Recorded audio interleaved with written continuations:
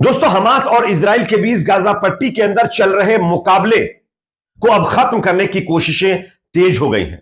खबर आ रही है कि इजराइल ने एक प्रस्ताव रखा है जिसके तहत गाजा पट्टी में लड़ाई समाप्त की जाएगी और हमास के प्रमुख को सुरक्षित तरीके से, यानी याह्या सिनवार को सुरक्षित तरीके से गाजा से बाहर निकालने का रास्ता भी दिया जाएगा। यह इजराइल की तरफ से प्रस्ताव हमास के सामने रखा गया है, जिससे अब गाजा के अंदर जो 11 महीने से मुकाबला चल रहा है वो खत्म होने की संभावनाएं तेज हो गई हैं। आगे इस खबर के बारे में थोड़ा विस्तार से आपको जानकारी देंगे। साथ ही साथ मिडिल ईस्ट में जिस तरीके से महासंग्राम छिड़ने के संकेत मिल रहे हैं, हिजबुल्लाह और इजराइल के बीच मुकाबला तेज होता हुआ नजर आ रहा है, उससे जुड़ी कई और अहम खबरें हम आपके सामने रखने वाले हैं। उससे पहले एक छोटी सी रिक्वेस्ट आपसे करेंगे दोस्तों, अगर आप भी चाहते हैं कि गाजा के अंदर सीज फायर होना चाहिए तो कमेंट सेक्शन में आप भी आवाज जरूर उठाइए और इस वीडियो को ज्यादा से ज्यादा लाइक करिए, शेयर भी करिए। चैनल पर नए तो सब्सक्राइब जरूर कर लीजिए। सबसे पहले स्क्रीन के ऊपर पहली खबर आप देख सकते हैं। जानकारी के मुताबिक अब इजराइल की तरफ से हमास को एक प्रस्ताव भेजा गया है। इजराइल ने इस मुकाबले को खत्म करने की पेशकश कर दी है। इजराइल का कहना है कि अगर सभी बंधकों को एक साथ रिहा कर दिया जाए और गाजा को निरस्त्र कर दिया जाए तो हमास नेता याह्या सिनवार को जाने दिया जाएगा। और बंधकों के रिश्तेदारों ने योजना की सराहना की है लेकिन हमास के अधिकारी ने इसे हास्यास्पद बताकर तुरंत खारिज कर दिया है। यानी कि इजराइल खुद हमास से कह रहा है कि आप इस मुकाबले को खत्म कर दीजिए, इसके एवज में हम आपको याह्या सिनवार को बाहर सेफ जोन प्रोवाइड करेंगे, उनको गाजा से निकलने के लिए सेफ रास्ता प्रोवाइड करेंगे, साथ ही साथ गाजा के अंदर से अपनी फोर्स को भी हम वापस बुला लेंगे। जिसके बाद भी हमास ने इजराइल की इस मांग को खारिज कर दिया है। शायद हमास कुछ और चाहता है जो इजराइल नहीं करना चाहता। कान न्यूज, जो कि एक मिडिल ईस्ट का चैनल है, गुरुवार यानी 19 सितंबर को बताया कि इजराइल ने एक प्रस्ताव रखा है जिसके तहत गाजा पट्टी में लड़ाई खत्म की जाएगी और हमास के प्रमुख को सुरक्षित तरीके से वहां से बाहर निकालने का रास्ता दिया जाएगा। इसके बदले में गाजा में बंधक बनाए सभी लोगों को तुरंत रिहा किया जाएगा, गाजा पट्टी को सैन्य मुक्त किया जाएगा और वहां एक वैकल्पिक शासकीय सत्ता की स्थापना की जाएगी। टाइम्स ऑफ इजराइल की रिपोर्ट के मुताबिक एक इजरायली अधिकारी ने बताया है कि बंधकों के मामले में सरकार के प्रतिनिधि गैल हिर्श ने यह योजना अमेरिकी अधिकारियों के समक्ष रखी है, जिसने यह अपेक्षा की गई थी कि वे इसे मानेंगे और अरब अधिकारियों को सौंपेंगे और इसी के तहत अब आगे का काम किया जा रहा है। हालांकि इजराइल की तरफ से यह जो पेशकश की गई है गाजा के अंदर हमास के सामने, अब देखना होगा क्या हमास इस पेशकश को मानेगा या नहीं। लेकिन हमास की तरफ से तो साफ कहा गया है कि हम इतने पर नहीं मानेंगे, हमको कुछ और चीजें चाहिए। शायद हमास गाजा के अंदर फिर एक बार सत्ता में काबिज होना चाहता है, वो सत्ता छोड़ना नहीं चाहता है, जो कि इजराइल को मंजूर नहीं, और इसी के चलते ये डील फंस गई है। एक और अपडेट सामने आ रहा है दोस्तों, शुक्रवार को दक्षिणी गाजा के अंदर इजराइल के एक और जवान को हमास के लोगों ने निपटाया है। हालांकि इजराइल इसको सीरियस तरीके से घायल बता रहा है, लेकिन यह अब खत्म होगा, ऐसी जानकारी सामने आ रही है। आईडीएफ ने कहा है कि नाहल ब्रिगेड की 50वीं बटालियन का एक सैन्य अधिकारी आज सुबह दक्षिणी गाजा पट्टी में लड़ाई के दौरान गंभीर रूप से घायल हुआ है। उन्हें इलाज के लिए अस्पताल ले जाया गया है। यह अपने आप में हमास को एक बहुत बड़ी कामयाबी गाजा पट्टी के अंदर रफा में मिली है, जहां पर इजरायली सेना के बड़े अधिकारी को निपटाया गया है।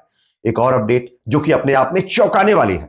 7 अक्टूबर आप सब जानते होंगे, 8 अक्टूबर आप सब जानते होंगे किस तरीके से हमास के द्वारा 7 अक्टूबर को हमला किया गया। उसके बाद इजराइल ने पूरे इजराइल के अंदर सर्च ऑपरेशन चला करके हमास के लोगों को बाहर निकालने की कोशिश की, और जैसे ही यह हमला हमास की तरफ से इजराइल के ऊपर 7 अक्टूबर को किया गया, उसके बाद से तुरंत इजराइल ने जंग का ऐलान किया और गाजा के ऊपर तुरंत बम्बार्डमेंट शुरू कर दिया।